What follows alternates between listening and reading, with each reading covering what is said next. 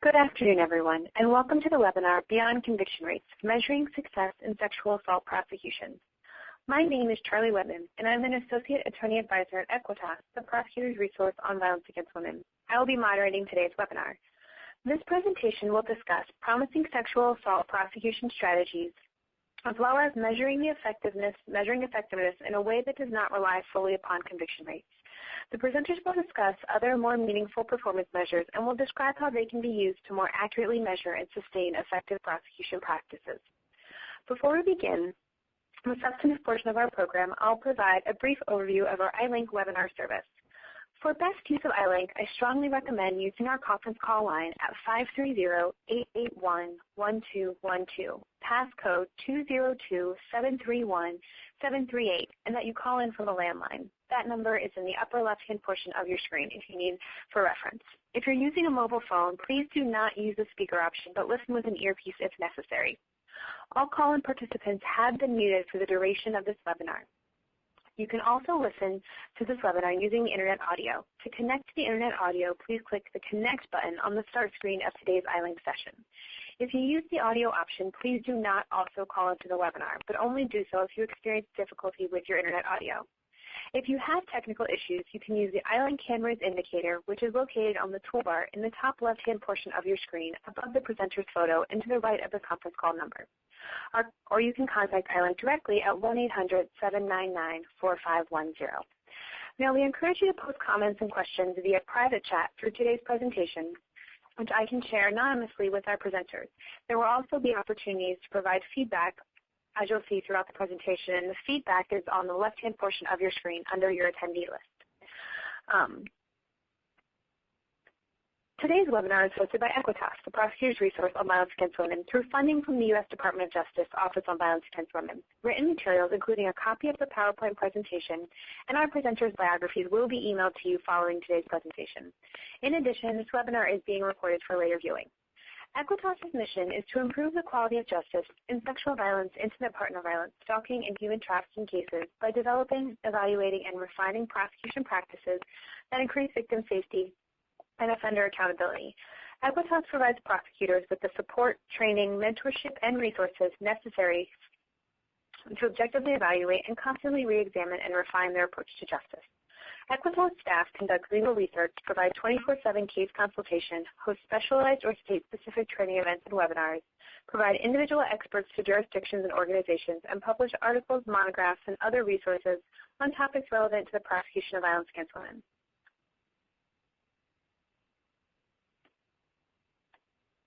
Today's presenters are Jennifer Long, Director of Equitas, and Elaine Nugent-Borakove, President of the Justice Management Institute. Prior to joining Equitas, Jennifer was the former Director of the National Center for Prosecution of Violence Against Women at the American Prosecutors Research Institute, the Research and Technical Assistance Division of the National District Attorneys Association. Prior to joining APRI, Jennifer served as an Assistant District Attorney in Philadelphia, Pennsylvania, where she prosecuted cases involving domestic violence, sexual violence, and child physical and sexual abuse. Jennifer has volunteered as an advocate at the Women's Resource Center in Hamilton, Bermuda, where she provided legal services to victims of domestic violence and served as a child advocate through the Support Center for Child Advocacy in Philadelphia, Pennsylvania. Elaine Nugent-Borakove is President of the Justice Management Institute. She is responsible for program development, staff recruitment and management of JMI research, and technical assistance projects funded by the national, state, and local governments and by foundations. Prior to joining JMI, Elaine served as the Director of the Office of Research and Evaluation at the National District Attorneys Association, American Prosecutors Research Institute. She has authored numerous publications, reports, and book chapters on the criminal justice system for federal, state, local, and foundation clients. The Justice Management Institute was founded more than 2 decades ago as a nonprofit organization dedicated to improving the administration of justice. Their focus is largely on conducting research on the adjudication process, evaluating justice system programs and organizations, providing research and training on emerging and persistent issues facing prosecutors, courts, and public defenders, and providing in-depth practical technical assistance to justice practitioners and agencies. Much of JMI's work has focused on the organizational management, performance measurement, and the use of evidence-based practices and decision-making and adjudication. As I mentioned, Jennifer and Elaine's full biographies will be emailed to you following today's webinar, along with the PDF of today's presentation. I'd now like to turn the floor over to Jennifer and Elaine for the substantive portion of today's webinar. Thank you, Charlie. Good afternoon, everyone. My name is Jennifer Long, and I'm the Director of Equitas. And from the time I became a prosecutor, which is now about 17 years ago, through the two positions that I've held over the last 10 years, where I really had the extraordinary opportunity of working with prosecutors and other allied professionals handling sexual violence cases, two questions seem to remain constant, really among prosecutors, which is the first of which is, what is success in sexual assault prosecutions? And the second is, how do we know if we're achieving it? I think, often we point to victim safety and offender accountability as, important in general concepts, but what exactly does it mean to keep a community or victim safe? What are the outcomes that we're striving for? And if we do identify these outcomes or these practices, how do we support them and sustain them through changes in leadership, through changes in resources, and shifting priorities? There are many critical players in the response to sexual assault, and probably all of whom are represented as participants or presenters today. Few, however, have as great an impact on the outcome as the prosecutor, whose function is oftentimes described as gatekeeping into the criminal justice system. And it's an important function, and when research informed, works very well. But it's gatekeeping nonetheless, and therefore has a huge impact on whether cases ever come through. And prosecutors, and I know from my experience and our experience providing technical assistance and training, over the years, they're asked to work harder. I always consider myself still a prosecutor, even though I haven't been in a courtroom for a while now. We're asked to work harder with fewer resources. We're asked to be ethical yet aggressive. We want to be research-formed and effective. But if we're not helping to identify the elements that make something successful or effective, how can we support, and at Equitas, we've been saying constantly, how can we support prosecutors and other allied professionals in helping helping us always evaluate if we're effective in our practices, and where we are being able to defend them, and where we're not, being able to critically look at them and refine them. And this is a question, like I said, that has come up, I think, from the beginning and continues to come up. And at the end of January of this year, we were very fortunate to convene a roundtable with, it's not an exhaustive attendee list, but with some leading professionals in prosecution and research and across the different fields to start looking at a couple of the questions that and the issues that appeared to be critical to better defining success in these cases and to determine if we are achieving it. And the first of which, I guess, is just discussing the definition of success in sexual assault. Anyway, what is success in a sexual assault case? The second was having the group look at what's holding us back from achieving success in a case or sustaining it. And the third was trying to come up with a partial solution. And that is what that process is one that we're going to go through today. I'm showing a quote that many people are probably very familiar with from Cassandra Stone and Catherine Tellis's recent work on looking at the criminal justice response to sexual assault. And although it's deeply disturbing, it is really the fact that is motivating all of us to alter the reality.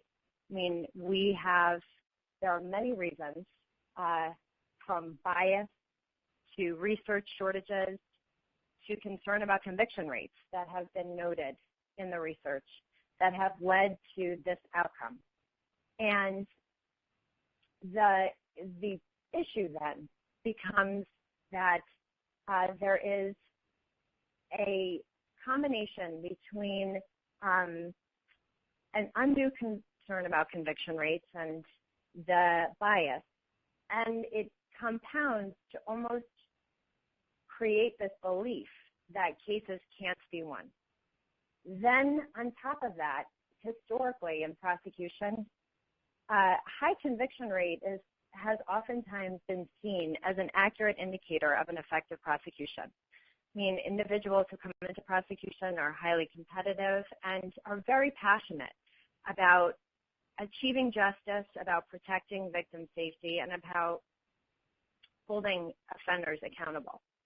But in having this tendency to rely on conviction rates to measure the effectiveness of a prosecution response, it's very understandable. But it has created the implementation gap between research and law on the book and the implementation of these laws and the implementation of research. And I say it's understandable because there's so little data that's out there about prosecution. And one of the few quantifiable outputs available is convictions, what's happening to these cases. And historically, the justice system itself has focused on conviction rates as the sole measure of offender accountability. So if not conviction rate, then what is it? What is success in a sexual assault prosecution? And as you're private chatting your responses to Charlie, there are some things, I mean, in terms of thinking about the difficulties in coming up with success. There's a lack of a definitive model, really, that lends itself easily to monitoring our performance or to identifying success. And so how would we come up with what this is, and how could we measure elements of this? Another thing that can make this difficult to identify, to think of the answer of what is success in these cases, are the laws or policies or practices for handling sexual assault cases that vary widely throughout the nation, and for individuals within large jurisdictions may vary widely without, well, not only without a state or a city, but they may also vary widely within a courtroom or a courthouse. And so at this point, I would just ask if a couple of the responses would be ready. Yes, so thank you all so much for your responses, things that have been coming in about what is success in a sexual assault prosecution. Accountability, victims who report to law enforcement is a mark of success. Feeling of justice to the victim. Prosecution is the success. And showing the victim that we believe in her and doing our very best to secure a conviction. These are just some of the responses that have been coming in. Please keep them coming as well. Yeah, and as they keep coming in, I mean, some others that came out of the roundtable and that have just come out of our work, obviously the conviction on the lead charge, I mean, if cases are getting downgraded, as we'll talk about, is, thinking about, is that a success, having someone held accountable for a sexual assault-related crime? A sense of being heard, as I think was echoed in one of the responses. Punishment for the offender, but then the questions again are, what is the punishment? Educating community, letting a community know that the offender is dangerous by charging and trying the case. I think some others have come in. Charlie? Yes, participants are also saying that success can be dependent on your perception. One success could be the opportunity to educate the jury about what sexual assault is and to destroy some myths taken as truth. What the victim views as success can be a marker, whether it's a conviction or the opportunity to tell the court what happened. It could also mean respecting the will of the survivor and having the courage to educate juries. So then again, also talking about counterintuitive or little-known behaviors. Yeah, and I think those are really excellent points. I mean, so many good points have been raised. Just thinking about the education opportunity. I mean, there are individuals in the courtroom, the jurors certainly are there, and they will, outside of whatever happens in that courtroom, they will go out to speak with friends, neighbors, colleagues, really look within themselves about their own understanding of these crimes, and that can truly have an impact. Also, I mean, in terms of victims, I think every prosecutor, every victim advocate, people who've had the experience of working on these cases have had a situation, I know as a prosecutor myself, in cases where that have not resulted in a conviction, being devastated because you feel that you've truly failed a victim in getting justice for that person, and having a victim really almost take the role of reassuring the prosecutor, or just sitting and talking about how important it was that they were able to talk or hold the offender accountable. And another thing, and this is where, as we talk about in a few minutes, some of the practices that we do know are promising, but still some of the gaps in the research, understanding what does reduce the likelihood of these assaults, and knowing if we're going forward on this case, are we stopping someone from committing another sexual assault? Charlie, are there responses? Should we move on? Yes, you can go ahead and move on. I think we've covered everything. Thank you. Sorry. Okay, no, thank you. So there are a myriad of practices that we that have been supported by the research, or that because of the research are thought to close the gap to move towards success in some of the elements that people have identified, and to really create an atmosphere, create a system that keeps victims safe and holds perpetrators accountable. And this, again, is not an exhaustive slide, but it's some of the practices that have come out. And these practices are built on a foundation of research. Some of them come out from just the understanding, and some of them, I think some of the most important research has come out of has uncovered the serial nature of these crimes, and the fact that few perpetrators are responsible for a large majority of repeat crimes. And I think some of our, some of the ways of looking at some of the silver linings in some of the issues that have come up across the country in the rape kit backlog is that some of our colleagues working in these jurisdictions to be testing these cases and kits, and to be going forward on these cases, are helping to remind the field and to re-educate the public in the field of how serial these cases are as repeat perpetrators are being identified. Also, research, has uncovered and it was spoken to before in talking about what is success, has uncovered the reality of victim behavior versus, and how different that is from the expectation, and the reality of the perpetration of sexual assault crimes versus how people believe they are the true weapons of manipulation and isolation and real very purposeful perpetration versus some of the more traditional weapons that people have expected. And then the other areas, too, are just in terms of the research around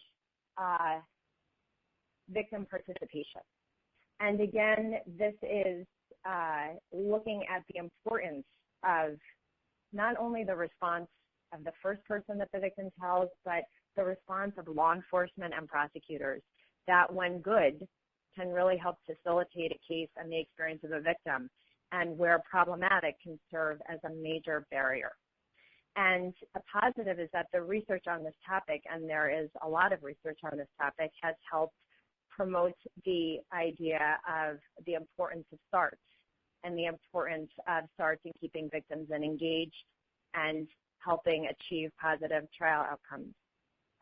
Also, it has propelled prosecutors and prosecutors' offices and law enforcement to work more closely with victim advocates and others to be able to support victims, because, as everyone on this call knows, because of the uniquely personal nature of the attacks, the victim blaming, the minimization of these crimes, and oftentimes the minimization of the perpetrator, him or herself, victims require a significant amount of support in order to be able to move through and be a part of the prosecution of these cases.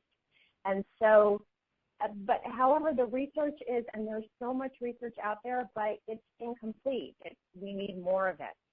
It's very hard to tie particular practices together with outcomes. And sometimes when we're asked to talk about the research and what it shows, we have to cull together different components of the research to be able to, for example, support the use of specialized units, something that in and of itself, the identification of a specialized unit, for example, is not going to have an impact if it isn't staffed, if the individuals inside aren't specialized and trained, and if it isn't supported to go forward. And so, I mean, I would say that even though there's been a lot of research in this area, if we can continue to do more to truly understand what the impact of this and other practices are, and to be able to defend them and sustain them again in this world of limiting resources, be extremely important. The next slide is, it's a generalization. I don't want to say an oversimplification because I think obviously there are lots of components of a successful prosecutor, but at their core, where there is a breakdown of some practices, it's a breakdown of maybe one piece of this is missing or not fully honed. And I did want to make sure that I gave attribution to Teresa Scalzo, who many of you may know, who had originally developed this graphic, to be able to talk about the importance of not only the specialized knowledge and the training, but the experience. Those of us working in this field, I think sometimes we learn from our greatest mistakes, perhaps cases that came across our desk or particular victims with whom we had interactions, and maybe we were not as supportive as we could have been.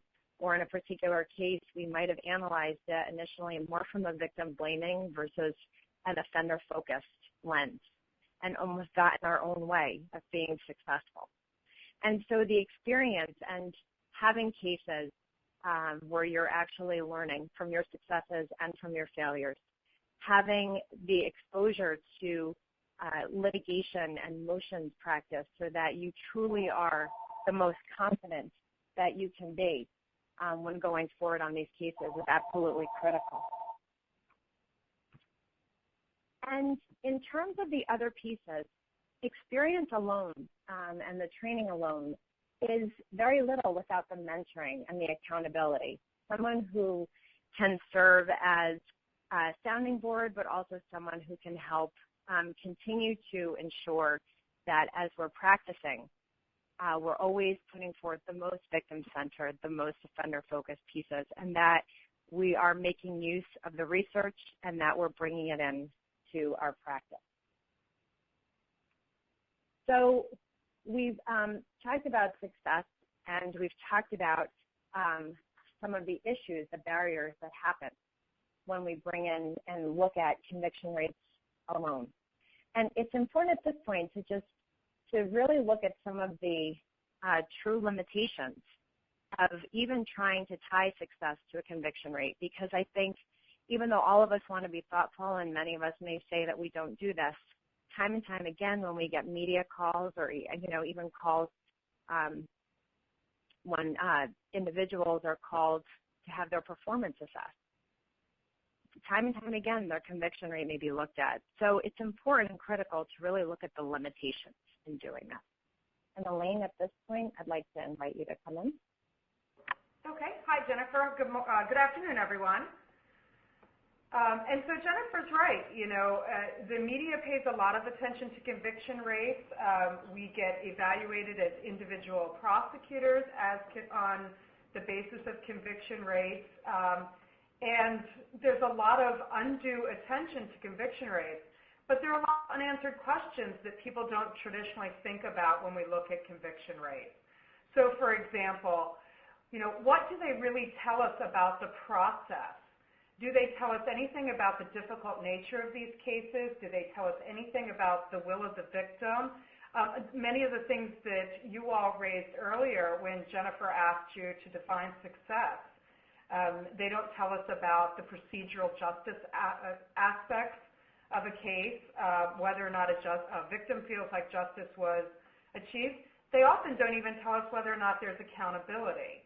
So there's a whole host of flaws with conviction rates just in terms of what they can and cannot tell us. Then there are questions that relate to the definition of conviction rates.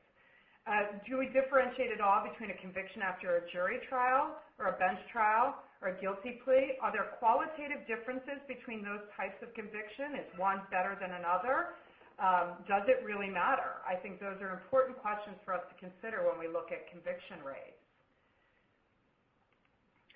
And as you're talking, Elaine, too, just to raise up, I know we have some more questions to think about, but I mean, one of the issues is that, again, even though their limitations are well known, they're very popular, and it's understandable why we reach for these, because they're one of the few numbers that we have. And on top of that, offices may have written or unwritten policies that tether individuals to conviction rates.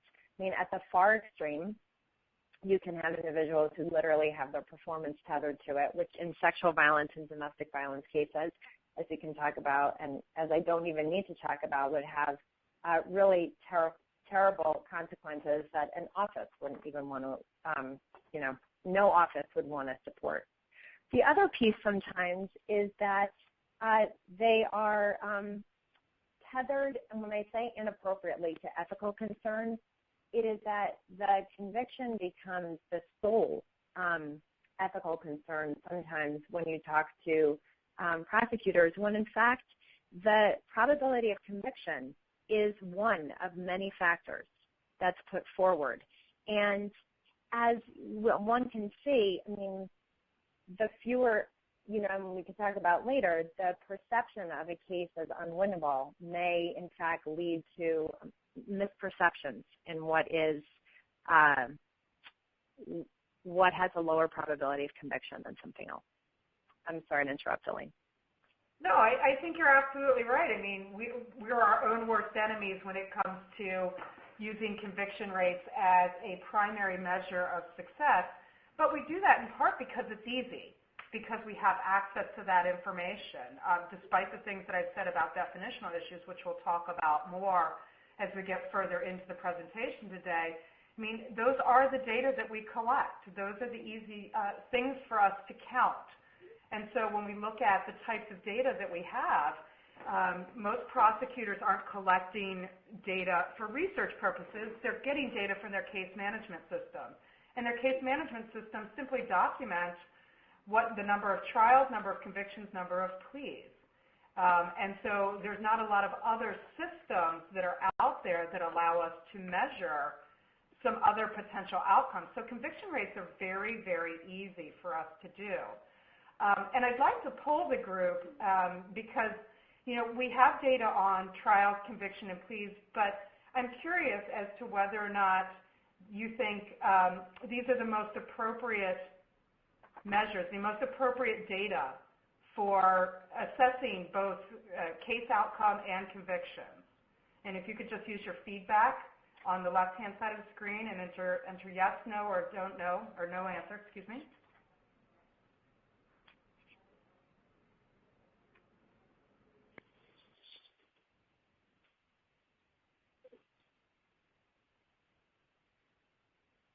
And as those numbers are coming in, Elaine, it's looking like it's growing, it's continuing to grow, but about 70% are saying no with 30% saying yes.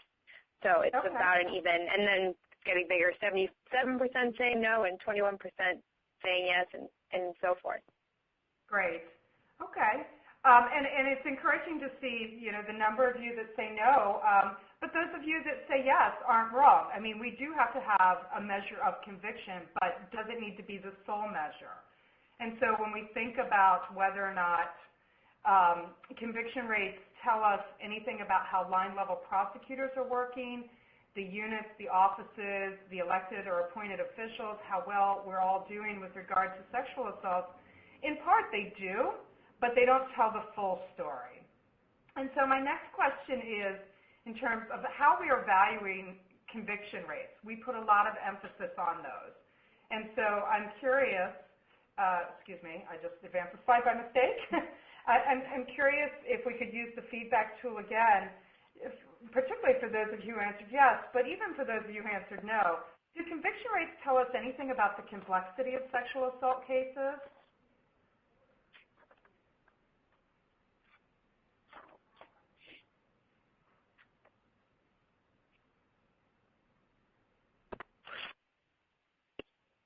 And again, the results are coming in, and we have about 52% saying no, with 46% saying yes. So it's been about an evening out range, 56% no now, 44% yes. Okay, great. And what about whether or not conviction rates help us assess whether or not we're being responsive to victims' needs? Do you think they do that? Yes, no, no answer?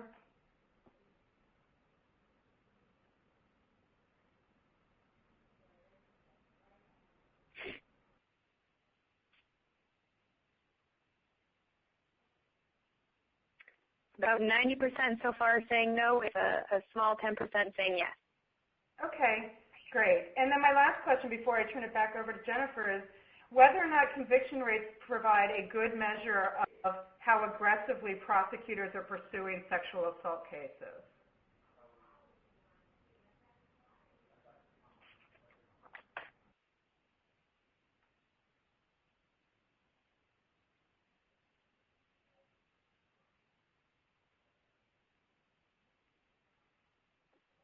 We've got about 70% saying no on this question, with about 29%, 30% saying yes. So, and again, 69% no, 31% yes, growing that way. Okay, great. And so when after Jen talks a little bit more about sexual assault prosecutions, I want to be able to talk to you a little bit about some alternatives to conviction rates, because it sounds like there's a consensus among the group that these don't necessarily tell the whole story. And so then the question becomes, well, what will? And so we'll pick that up again after Jen. Turn it back over to you. Thank you, Elaine. And I think that's just to summarize what people have said already, that what you've said and what we've heard are obviously the conviction rates can give an incomplete picture of both an individual or office's performance. It can mask widespread granting of pleas. It can mask cherry picking of cases. And that's what makes it so difficult. And, when jurisdictions are trying to, one looking at their own effectiveness or mapping individuals' effectiveness, it's very difficult to do anyway, because every case has different elements. But just looking at percentages or rates alone don't let you know if without looking at the details of the case, if you're basically counting apples against apples, or if you're really mixing all cases together. The other piece, and this is really what this graphic is identifying, is something that seems pretty common sense, that your determination, and again, when we're saying you're talking about the prosecutor as a gatekeeper, of a probability of conviction is, for one, easily influenced by biases or misconceptions or own experience, and that has been borne out by the research.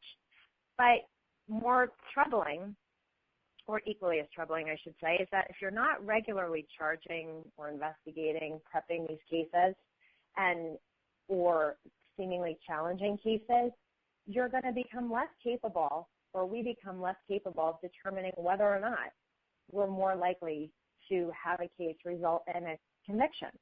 And so, as we all know, sexual assault cases are challenging, and particularly when it's an inexperienced eye looking at them, they may look more complicated, or the complications in them may seem more insurmountable than they truly are. And this can create a self-perpetuating cycle, which means lower cases are being taken forward, which then creates an environment in which victims don't feel comfortable coming forward with the system, or law enforcement may not feel that it's a good use of resources to put into the system, where judges become unfamiliar with these cases because they aren't seeing them in juries, and it becomes a self-perpetuating cycle. The second thing also is just the definition of reasonable probability of conviction in and of itself, and looking at what that really means.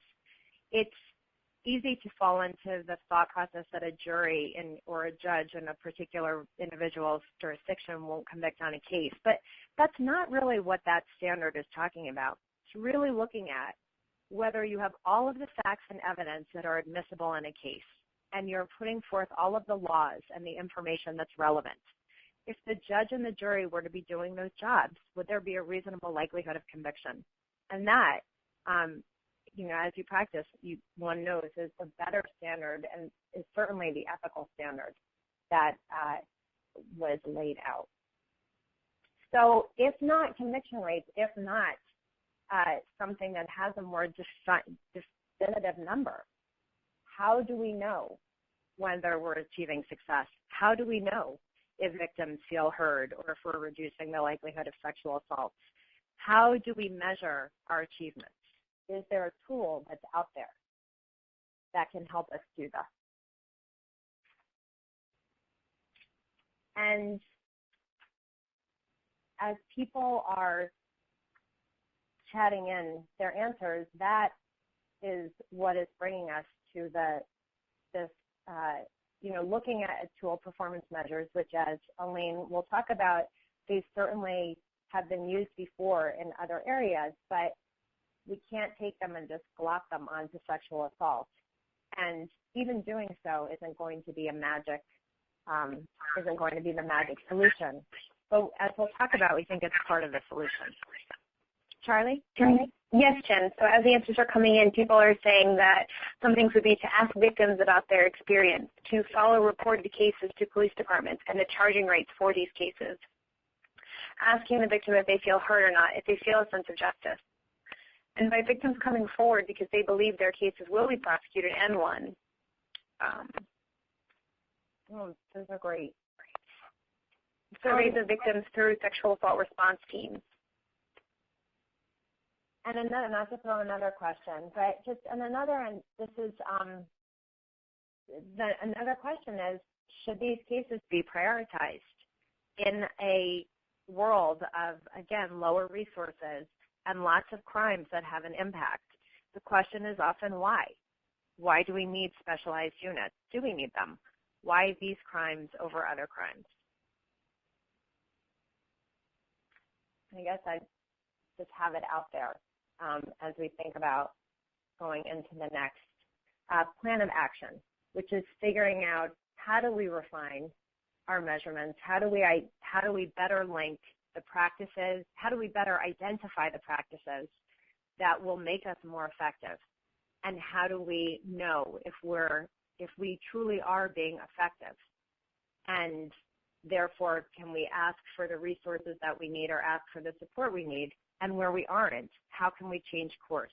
How can we better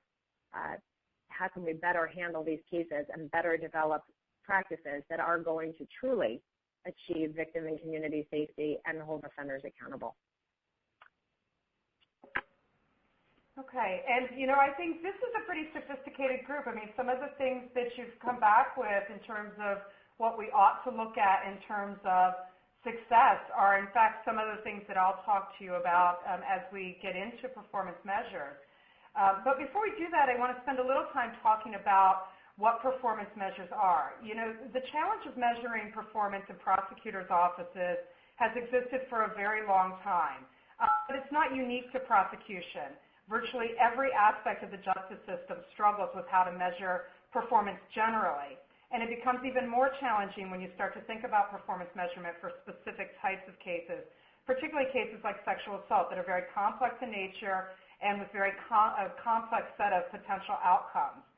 So where do we go from there in terms of starting this process for defining performance measures? Well, first and foremost, I think the challenge for us is to first understand what performance measures really tell us and what they don't tell us. Performance measures help us define what our expectations are of an organization or an individual. That's the most important thing to understand. They help tell us what. They don't tell us why. And you'll hear me say that a couple of times because it's really important in terms of dispelling myths about what a performance measure is and what it is not. So essentially what a performance measure allows us to do is it allows us to quantify both our business processes, our products, and the services that we use or provide. So what are the processes that we're following in analyzing, assessing, and making charging decisions with sexual assault cases? What are the processes we're following with regard to the actual prosecution and adjudication of those? What are the outcomes? What's the product? Is it the conviction? Is it something else? And what are the ancillary services that are being provided, both to victim and defendant? So there's a lot of different elements here that we can measure quantitatively in terms of thinking about performance. And lastly, once the processes are defined and the expectations are defined, performance measures provide a target for you to strive for. That is, they help you determine what optimum performance would be. So for example, if you have cases that are expected to be charged within 48 hours, and this is just a hypothetical, but let's just say there's an expectation that cases will be charged within 48 hours, and you've got to keep in mind that a certain number of cases simply won't be able to be charged in that time period. What would be optimum performance for a prosecutor's office? Is it 70% of cases being charged in that time frame? Is it 80%? Is it 90%? Once you have that benchmark, then you've got a target against which you can measure your performance. What a performance measure can't tell you, though, is whether or not the office is being particularly effective. So people tend to shy away from performance measures because rather than seeing them as tools for organizational management, there tends to be this misconception about how to use the performance measures. So, for example, we like to think of performance measures as a one-time snapshot of effectiveness, and that is not, in fact, what they are intended to do. They are regularly monitored. They're ongoing assessments of where your performance is relative to the targets that you've established for yourself. The other thing that people get confused with regard to performance measures is whether or not this is an outcome evaluation. An outcome evaluation is a very specific research methodology that looks at the extent to which a program, a strategy, or an activity produces a desired effect. For example, one that I'm just finishing up is whether or not the use of graduated sanctions will reduce the number of technical probation violations. So that has a cause and effect element to it. And performance measures don't do that. Performance measures tell us what? They measure what you're doing, but they don't tell us why you're doing it or why you're getting the outcomes that you can achieve.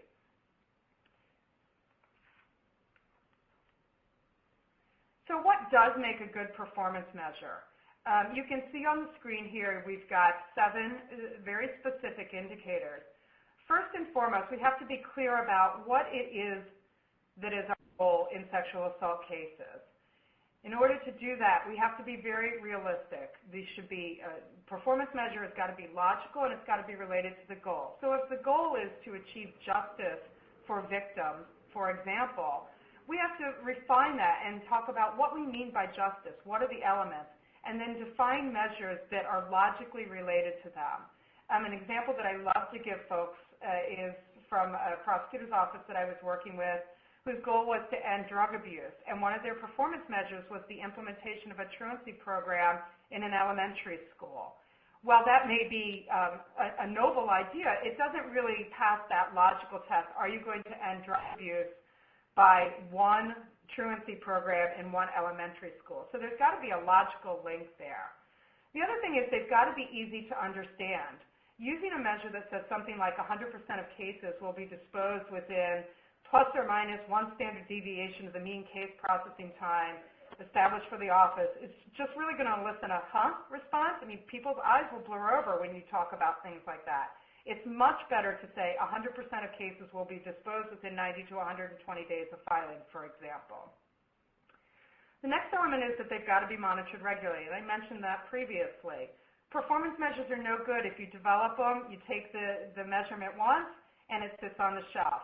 They're intended to help you make improvements along the way, to identify where the office may not be pursuing cases aggressively, may not be achieving what it wants to achieve with regard to sexual assault, and so you've got to have that regular ongoing monitoring. They also have to be readily accessible, and this is part of the reason why we fall back on conviction rates. Those data are easy to obtain. Most of the things that make a good performance measure are much harder to obtain. They don't tend to be things that we capture in our case management systems. It's not something that we can draw from the court's case management systems or from law enforcement. So we have to think about the level of effort that's going to be required, because if it takes a lot of level of effort, people aren't going to measure it and they're not going to collect that data. Another element of a good performance measure is that it's based on a specific benchmark. Ideally, when you're developing performance measures, you want to conduct some initial analysis of the indicator up front to establish a baseline or a target.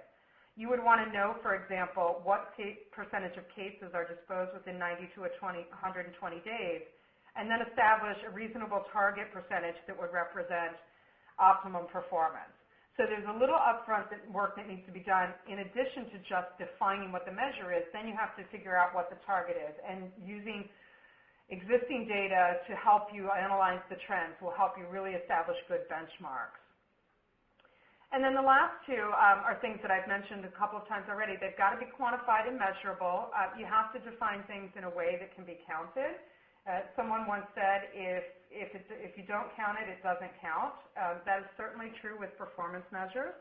And they also have to be defined with specific performance targets. Again, thinking about these as a management tool, it's simply no good to take a test and say, well, X percentage of cases are disposed within this time period, but then have no performance target for which you're striving. That tells you nothing about whether or not you're performing poorly or performing well.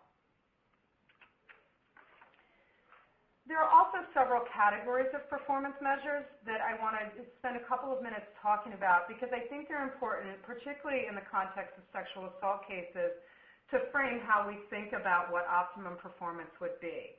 There are basically three main categories of performance measures. The first are those that we typically look at. They are output or outcome oriented. So things like conviction rates. What are we producing as a result of our prosecution? What is the outcome of the case? And so that is much more representative of traditional types of performance measures. But then you all picked up on these earlier on when we told you there are a set of performance measures around satisfaction and quality to assess whether or not the right processes are being used or the degree to which there's satisfaction with those processes or outcomes.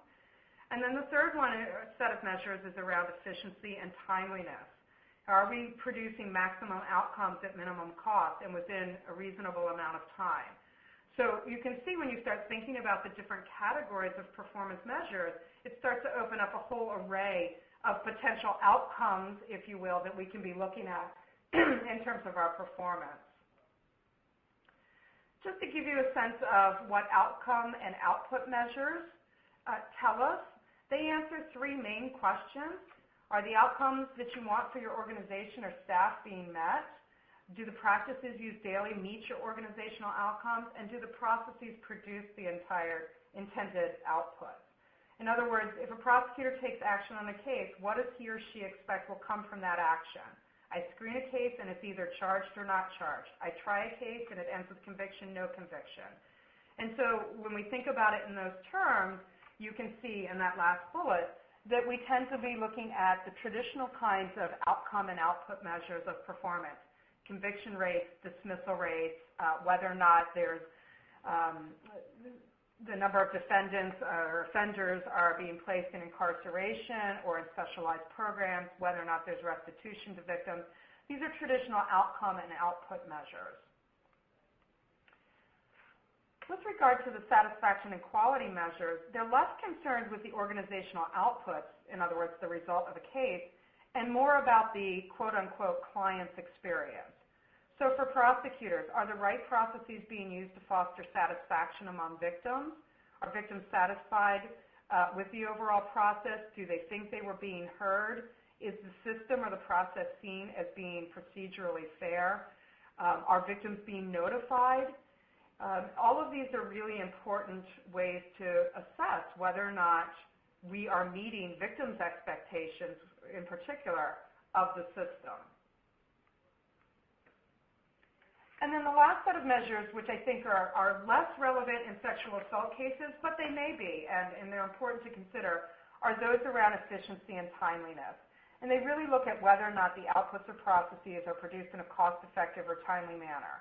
And so they answer the questions about whether or not maximum outcomes are being produced at minimum cost, if time spent on various processes is reasonable. And so these kinds of measures would measure things like cost per outcome, case processing time, time to different case events or disposition of a case, number of continuances. So much more process-oriented in that regard, particularly when you're looking at time.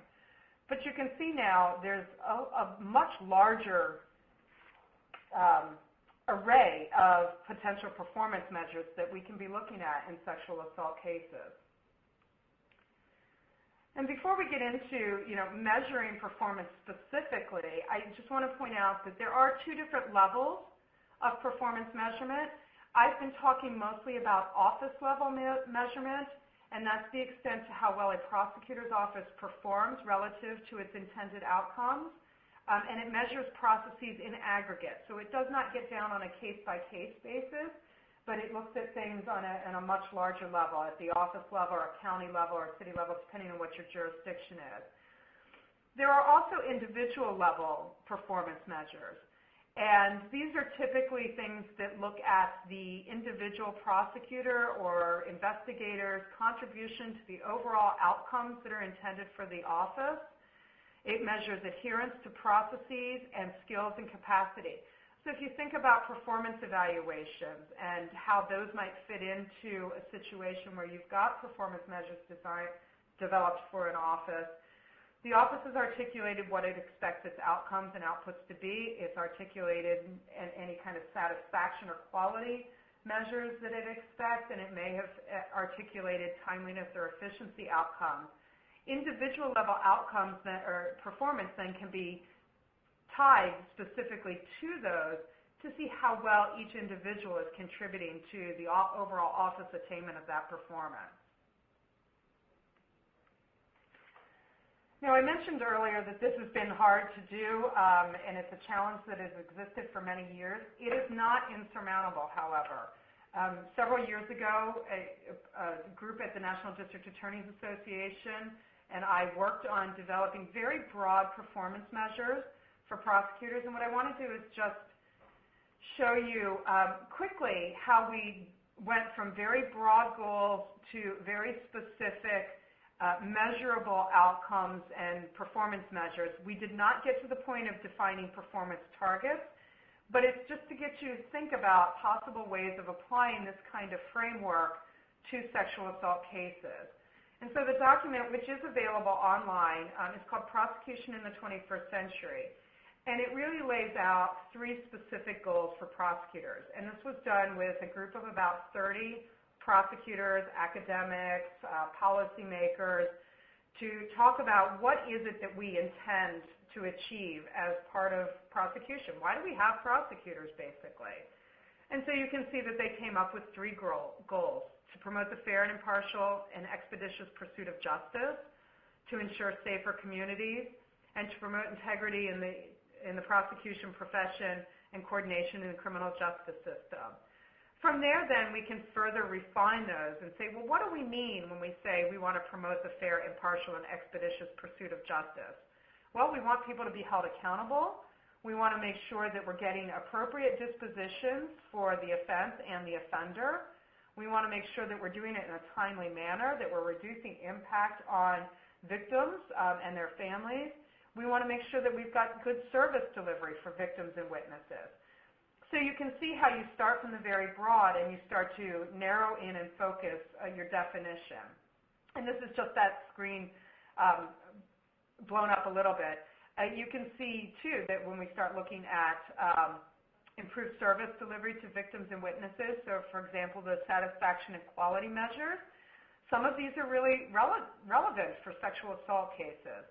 You know, their attitudes about their personal safety during the prosecution, their knowledge of the system and the process, whether or not they're being kept apprised of what's happening with their case and what's coming up next, how their responses to those things are being taken into consideration, the number of actions that we're taking as prosecutors on their behalf, whether it's orders of protection or it's helping get services or connecting them to victim-witness programs, you know, a number of actions that we can take. And then the general satisfaction. So you can see it's not rocket science to move from broad goals, but where we struggle is really what are the goals for prosecutors. Elaine, this is Jen Long. I just wanted to jump in and ask you a question, which is something that you had raised earlier, which is that the performance measures tell you the what, but the why is left to researchers and evaluators. And I was wondering if you think this is the appropriate time to talk about how you merge that why with performance measures. Yeah, so you're right. So performance measures measure what? What are we doing as prosecutors? What are we doing with screening, charging, trial practice, outcomes?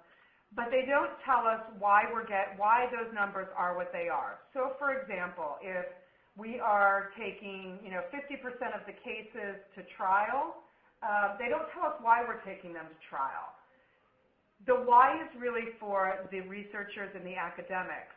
And the reason why performance measures tend to get caught up with this notion of outcome evaluation is that prosecutors and, quite frankly, everybody in the criminal justice system is notoriously bad about collecting data. And so as a researcher, as an evaluator, I want to come in and I want to answer the question why, and I really have very limited data to help me answer that question. So performance measures help lay the foundation for that.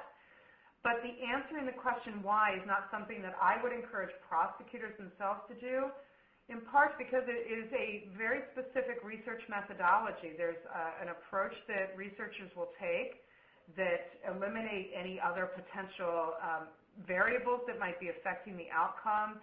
It involves complex statistical analyses. It often involves drawing data from outside just the prosecutor's office and incorporating that data into the system. So performance measures lay the foundation, but no amount of analyses done in a prosecutor's office is going to answer that question why. That's where you need the researchers and evaluators to come in. Thank you. Okay. And so we've talked a little bit about the problems with convictions in public safety as the primary measure of success or a performance measure for prosecutor's office. It is indeed the most common, and partly that's okay. I think a number of you said, yeah, that's a good measure. Well, we are expected to produce convictions. We are expected to produce some kinds of outcomes. The problem is that conviction rates don't, in fact, always measure what we think they're going to measure. First of all, there's a huge issue with an external locus of control. As prosecutors, you can't control the outcome or whether or not a case ends in conviction because there are way too many other factors that fall outside your control. The quality of the law enforcement investigation, participation of the victim, jurors' perception and biases, judicial perceptions and biases, and so forth. All of these fall outside of your control. Yes, there are steps you can take to minimize them and address them, but ultimately you cannot have and exercise full control over these issues. So that's the first problem with convictions in public safety. Second, conviction rates are also the most complicated to understand, which I always find very ironic in that that's the measure that we, the media, the general public goes to as its primary indicator of performance. But in fact, they're very difficult to understand because there's no consensus about what constitutes a conviction and how it should be counted.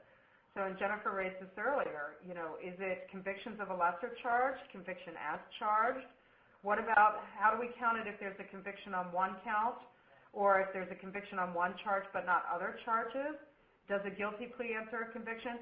These are all, relatively simple questions, but ones that we don't as a profession have any consistent answer for. And so defining conviction rate in one jurisdiction may be something very different than what we see in another jurisdiction.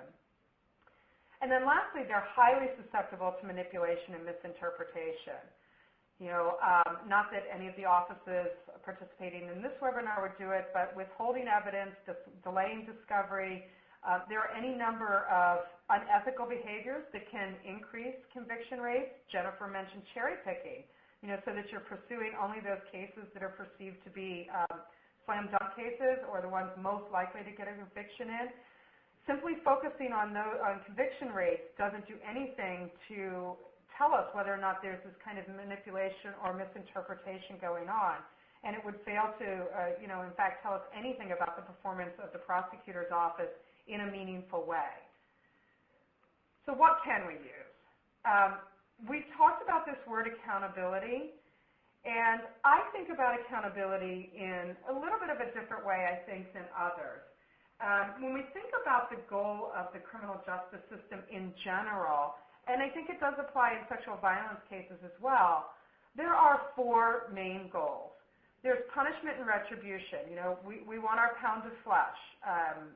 We're going to punish people.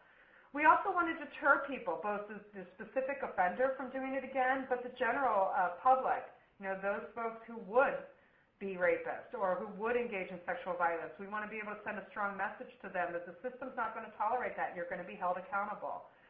In some cases, we want to rehabilitate. We want to know that after we've punished someone, after we've held them accountable, we don't want them to come out and do this again. So there's got to be some kind of behavioral change mechanism in there. And then we want to restore our victims. We want them to be made whole again. And so these have very different potential outcomes or outputs and very different performance measures, if you will, depending on what the goal are. And they don't have to be mutually exclusive. You don't have to favor one more than another. And you don't have to have all of them in your array of performance measures. But when you think about accountability, it is much broader than just punishment. There are other things that we're trying to achieve in a way that holds the offender accountable both to the victim and to the community at large. So what would performance measures look like using these different accountability frames? For punishment and retribution, we'd be looking largely at the common measures that we do right now, whether or not we are getting sentences that are incarcerative. In some cases, we might be interested in getting longer sentences, incarceration sentences. We want to know that people are receiving the maximum penalty under the law for the cases. We're looking at convictions. So that's how we think about punishment and retribution. When we think about deterrence, the research is very clear. One of the things that makes deterrence effective is how swiftly we respond to the behavior. And so a very important performance measure is how timely is the adjudication process. A process that takes 3 or 4 years to go through has very little impact on the specific offender while it's happening, while that process is happening. It also has a negative impact on the victim. So when we talk about deterrence, timeliness is really important. We also know that the certainty of consequences, knowing that you're going to receive those consequences for your actions, is really important. So that's a really good performance measure. It's much more than just conviction. It's knowing that you're going to be charged.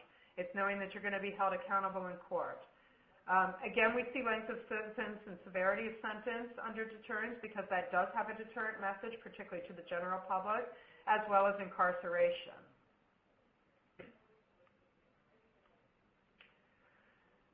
When we get down to rehabilitation and restoration, we start to move away pretty dramatically from the traditional things that we look at in terms of performance. For some folks, we may be looking at diversion or deferred prosecution. We may be interested in getting offenders placed into treatment so that they're not becoming repeat or serial offenders. The research that's out now, for those of you who have been kind of dialed into this whole notion of research-based sentencing or evidence-based practices, we know a lot more now based on the criminogenic needs of a defendant and offender to tailor programming to meet those needs. And if you're not familiar with the term criminogenic, it's a nice little made-up word. Researchers made up to confuse you. Crimino is obviously related to criminal, and genic comes from the word genesis, so the genesis of criminal behavior. When we talk about what the needs are, why do some people engage in crime and criminal behavior and others not? We have a way now of being able to assess that, and we know what kinds of programs work for what kinds of needs that people have. We also want to know with rehabilitation, a possible performance measure is whether or not someone recidivates. Was the rehabilitation producing the right output, i.e. stopping folks from committing future crimes? And then with restoration, it really focuses in on that satisfaction and quality set of measures that I talked about earlier. How do victims feel about the process? How do they feel about the extent to which their story was heard and they were believed? Do they feel that they were safe during the process? Did the prosecutor do what needed to be done to keep them safe, to keep them aware and informed of what's going on? in states or counties where restitution is allowed. Are we ordering and getting restitution? All very important performance measures in terms of satisfaction and quality. So it's a lot, but it's not insurmountable. Elaine, this is Charlie. I have a participant question that I'd like to throw out to you, thinking practically about applying all that you just talked about and thinking about whether or not adopting performance measures requires a significant investment of time and money to create these data collection systems, and what ideas you have for officers about doing that and how they can go about doing it. Okay. I would say that they don't have to require a lot of time and money. Most of the investment needs to be done up front in defining what the appropriate measures are. From there, you can take a look at what data already exists, how those data might be able to be tweaked to capture and measure that performance. In the case of having developed new data collection systems, if you will, jurisdictions that I've worked with, I've encouraged them, unless they have money and they're redoing their systems, which most are not, I encourage them to develop very easy tools that you can take ongoing snapshots. So for instance, you don't have to know when you're doing performance measurement all 1,000 cases that came through the office. You don't have to have data on all of those. You can simply say, we're going to measure each year. We're going to take a sample of our cases, and we're going to answer these 3 questions about it, which then can be input and analyzed to get you that actual number for your performance measure.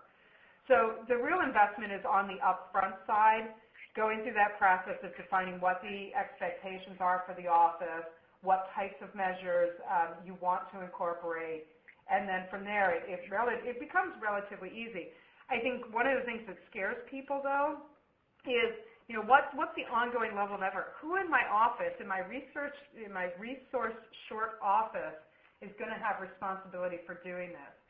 If you set them up correctly and you make them relatively easy to extract from existing sources, or you have a relatively simple process for collecting information on a sample, it can be someone who's clerical.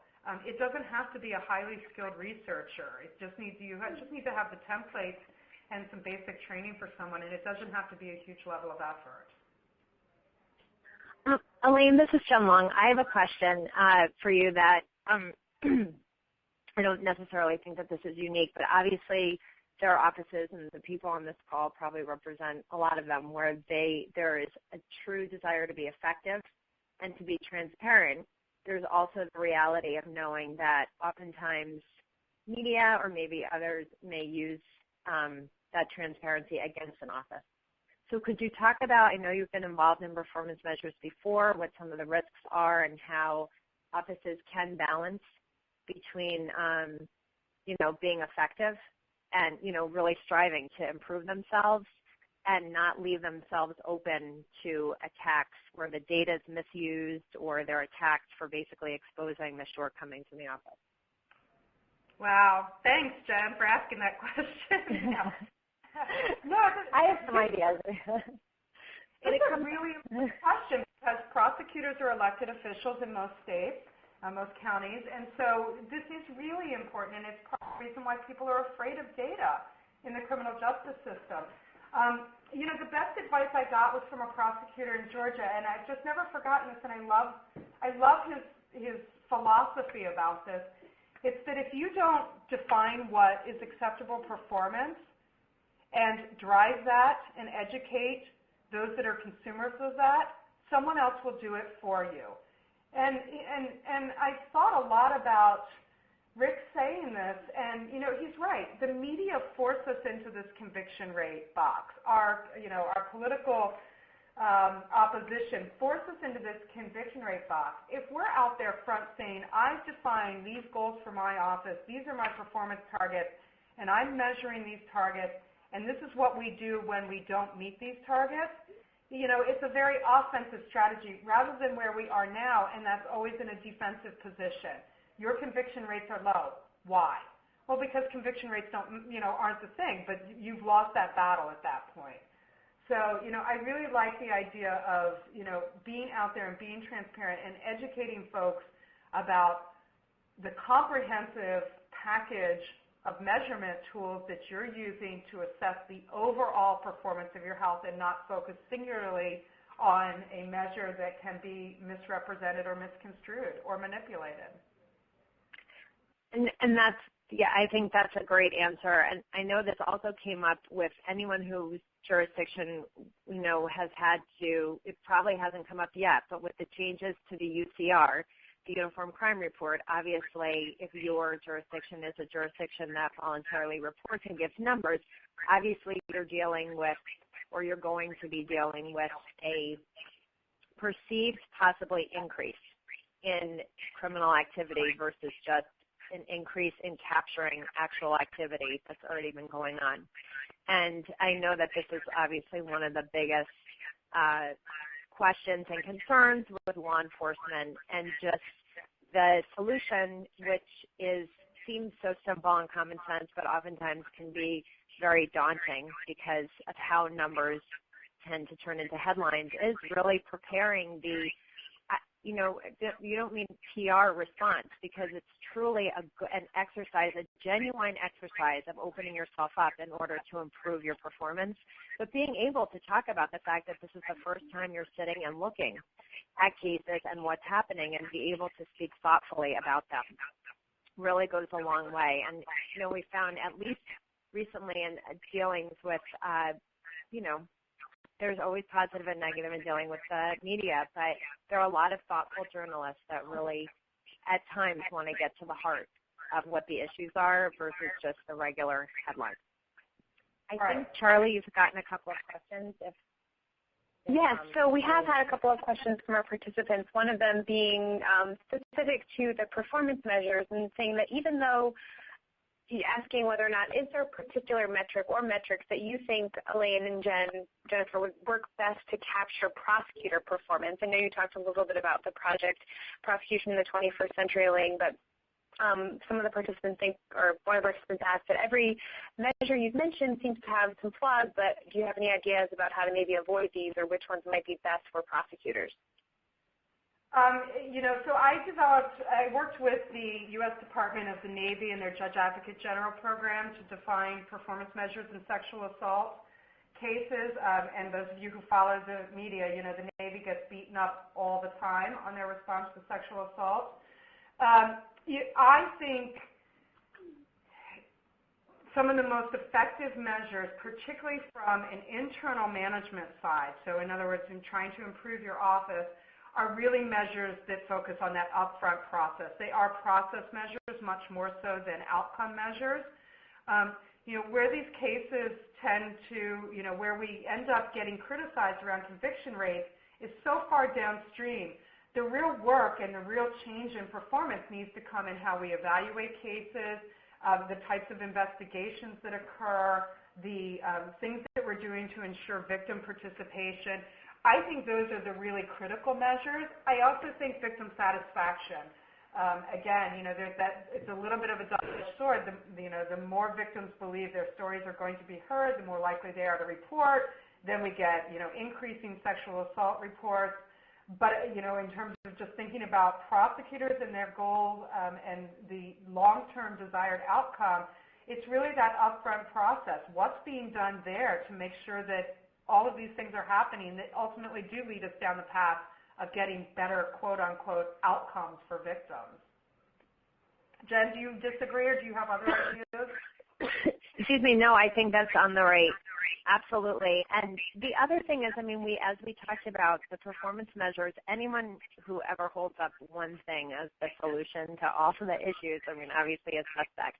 This is certainly one important piece of a larger initiative to include, really understanding the different components of a successful prosecution and why they are significant, why the investigation makes sense. Any of us who've worked on serial cases, you may, uncover victims who there may not be enough evidence at the time, but with either several victims or with when a a later victim is identified, all of a sudden perhaps the other cases can come in either as part of one case joined together with multiple victims, or those other victims might be able to come in as other act victims. I think being able to take some of those sophisticated trial practices or those somewhat complex trial practices and incorporate them in our messages to the public, to the community, and why all of the things we do that may seem very resource intensive are very important and add to community safety is an important piece. It's all, it's not messaging for the sake of, defending oneself. It's really just trying to elevate the field and elevate the practice in a way that makes people more thoughtful. And actually, it also helps them understand the different components about these crimes that all of us who do the work all the time already know, that there are serial perpetrators that a lot of victims don't report, that many of the cases where we know a crime happened may not be able to go forward because the identity of the perpetrator or some other piece of the puzzle is missing. And Jen, I just want to jump in with some follow-up on that. So if measuring outcomes is somewhat of an impossibility, as has been discussed, or difficult, does that mean that we have to accept the efficacy of our processes as an article of faith? And just thinking about if our processes are not, in fact, as victim-friendly as we thought, wouldn't a measure that only captures adherence to those be a problem? Can you speak to that and maybe also to how to adjust to more victim-friendly practices? Sure. I'd like to jump in, and then Elaine, I feel like this is something you and I have spoken about, Elaine, but I think, part of it is there's practices that have been identified as promising, many of which that are friendly to victims and positive. There are also things that people are doing around the country, and I think that was the piece, too. It's not necessarily that there aren't promising practices or supportive practices, but then they become so at risk because they're so personality or person-driven that once there's a change in leadership, you can almost have an office go backwards. And so it's really trying to pull together and come up with a model that can help support, can really look critically at the things that we're doing and help support them. And there are outcomes that can be measured and that aren't totally out of our control. It's just a measure like everything else. It's a totality of all of the circumstances. It's not just one thing. Elaine? Yeah, and I think, Jennifer, you're absolutely right. And I'll go back to one of the first things I said about performance measures, this misperception that, they measure the status quo. It is a, one-time snapshot look at what an office is doing. If you're setting performance targets for your office, regardless of the measure that you've selected, and you're not meeting that target, then you really have to step back and look at what the practices are, what the processes are, what the policies are, and evaluate whether or not are those evidence-based. If they're not producing the performance that we expect, we're not hitting the targets that we expect, then what do we need to change? So performance measures give you a tool for assessing that. The other thing is, too, and this came out of the Navy project where we ended up developing individual performance measures, is, if the organization, if you will, is not achieving its performance targets, how do you hold the individuals within that office accountable? How do you measure what they're doing that either contributes or does not produce the kind of performance that you want? And so reevaluating criteria that you're evaluating individuals on, I think, is another mechanism for doing that. Elaine, I'm sorry. Go ahead, Charlie. You go ahead, Jen. I'll ask my question afterwards. I was just going to say, maybe this is a little out of order. One of the other things we've heard is when you use the word performance measures for evaluation, people automatically, I think, have PTSD and they think of themselves, with their boss having their jobs evaluated. And is this something, just like the concern with the offices, is this something that will be used against an individual? And is it meant to be punitive, or is it meant to be, what is, I guess, the purpose of these tools? And you sort of talked about it. Yeah, at the risk of sounding, little namby-pamby, I think of these as therapeutic. They're diagnostic. They're not meant to be punitive. They're not meant to, blame people. They're meant to diagnose what's working, what's not, and how do we fix it? They are in my opinion, they're not value statements about an individual or an office as much as they are a tool for saying this isn't working. So, if you look to other industries, for example, I'll pick, we often use factories to compare with criminal justice systems, but it's an easy analogy. So if we look at factories and we say, okay, we expect that you're going to produce 1 million widgets in a year and you're falling short of that target, they don't speed up the production line, they don't fire people, they don't dock them their pay, they look at the process and say, oh, if we actually put 2 more people on the production line, we'd hit our target, or we're not hitting our target because we didn't train people on this piece of it, so they didn't know to do that. So I see them as maybe therapeutic wasn't the word, maybe more developmental than they are to be punitive. Okay. Charlie? Yeah, we did have another participant question asking how can sexual assault response teams be a part of this performance measurement process? How do we tie in performance of the sexual assault response team into the outcomes of the prosecutor's office? That's probably a question for me, right? Yeah. So, we had some of these discussions at the roundtable that we had in January. This is why I say the upfront piece is really important. If you, as a prosecutor's office, are going to define a role for SART and a collaboration for SART that is part of your performance, i.e. what you control, then they have to be at the table from the very beginning, and you have to talk about, what makes sense and what contribution they're bringing so that their performance can be measured too. But again, I worry that when you start trying to measure things like quality of the investigation, performance measures for law enforcement, performance measures for SANES or SART, performance measures for the judges, those things start to get a little out of your control. And, you may not be able, if you don't hit that performance target, then what? You don't have the ability to make adjustments in the way SARTs do their job. You don't have the ability necessarily to change policy and practice in a law enforcement agency. So to the extent that you want to be far-reaching and start to look outside of those things that you actually control, you need to make sure that those people are at the table very early and you're defining measures that are appropriate for the relationship that you have with them. Okay. Charlie, were there any other questions? No, that's it for now. I encourage you to continue this conversation, and please send us follow-up questions either now at chat or as email, going forward. Okay. Well, I really appreciated the participation, and as we said earlier in this discussion, that this is really the beginning part of going forward. And rape and sexual assault cases remain some of the most difficult to prosecute. And as the laws have evolved, and there are historically cases, even with some of the bad, obviously that quote from the beginning and the high attrition of these cases, we are still prosecuting crimes today that historically may not have come in front of judges before. So that's very positive. And, it's just par for the course, or given the climate that we're in, prosecution practices are always going to remain subject to the attitudes and philosophies of prosecutors, individual prosecutors or unit, division chiefs, or elected.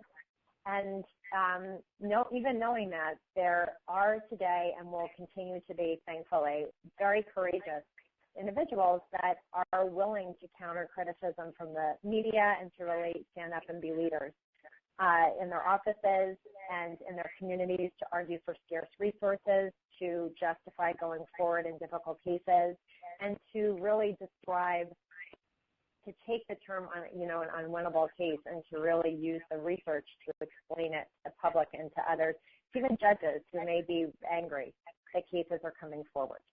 And so, understanding that sort of practice is important to making the system effective and responsive to all victims, and how critical it is for prosecutors to be responsive, and how their lack of effort in cases can really, or not lack of effort, but their practices, when they're not research informed, can actually serve to undermine all of the other actors. It puts a lot of pressure, and it's pressure that prosecutors will really to take. And so in this way, we're hoping that performance measures and this real deliberate identification of promising practices and effective practices will help start laying the groundwork to support these individuals and offices that every day are doing the right thing, to help them attain resources and to be able to answer criticisms that they may see, and to help them sustain their practices so that when they move on, when another elected or another individual comes into their place, their practices are built upon and refined constantly.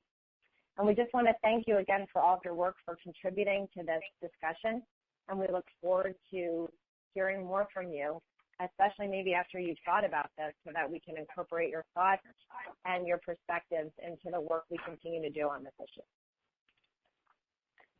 And I just want to jump in and thank both of our presenters, Elaine and Jennifer, so much for all that you shared with us today, and all of you in attendance for your participation and dedication to increasing victim safety and offender accountability in your communities and across the country.